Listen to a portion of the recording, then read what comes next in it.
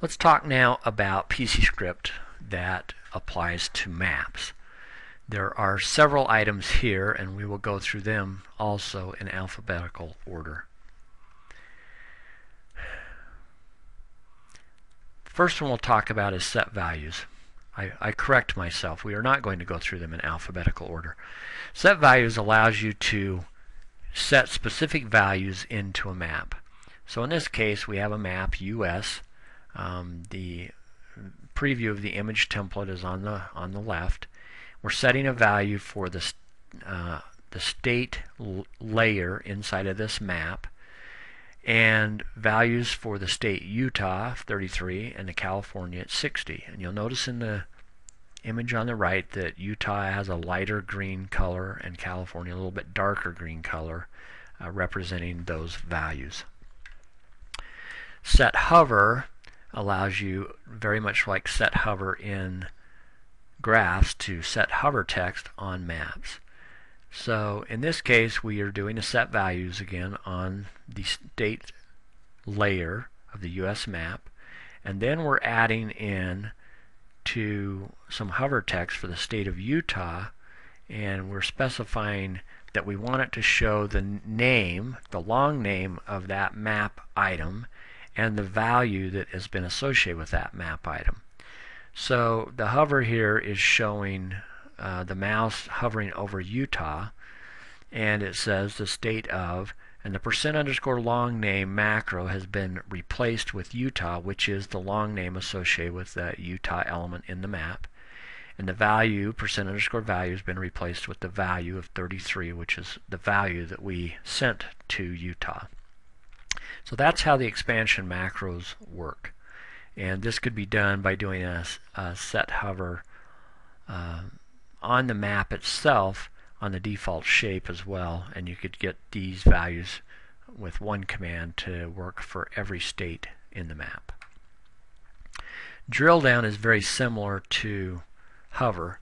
You specify the way things work very similarly. In fact, in this case, we're still doing the hover, but we're adding a drill down command at the bottom that says, again, let's go to Corda.com SumApp and pass in as a parameter state equals %_name. Now, %_name and %_long name are two different things in maps. Long name would be the long name in this case, Utah or California. %_name represents the short name, two-character name, UT or CA. You'll see just below the map image, the gray bar indicates the status line in the browser as someone is mousing over Utah, where that browser would go if they were to click. In that case, SumApp *state equals UT. Add point allows you to add a point to the map based on a latitude and longitude and then give it a value.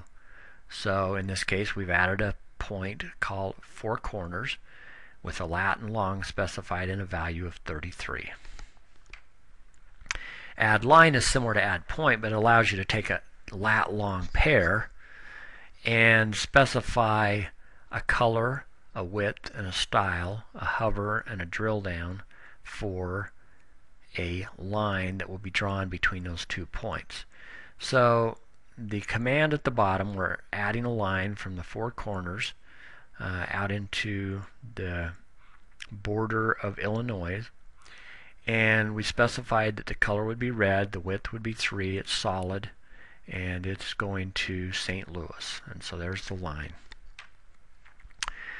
Other commands that we won't demonstrate but we'll talk about: delete all ranges allows you to remove all the ranges from a map. You can delete a specific range. You can load data from a file into the map, load map file. You can set a label for a specified shape or point on the map. You can specify how things are looked up in the map.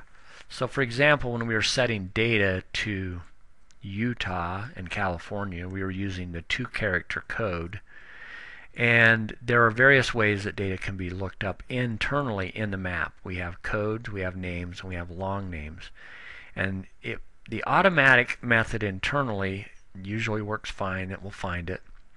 But using a set lookup for maps that have a large amount of items, say for example a large county map, it may be optimal to set the lookup value in that case by code, so that it will not try to look through names and long names in order to find something. Set map data columns, if you are using a load map file, allows you to specify which column in that file contains the data values that will be applied to the map.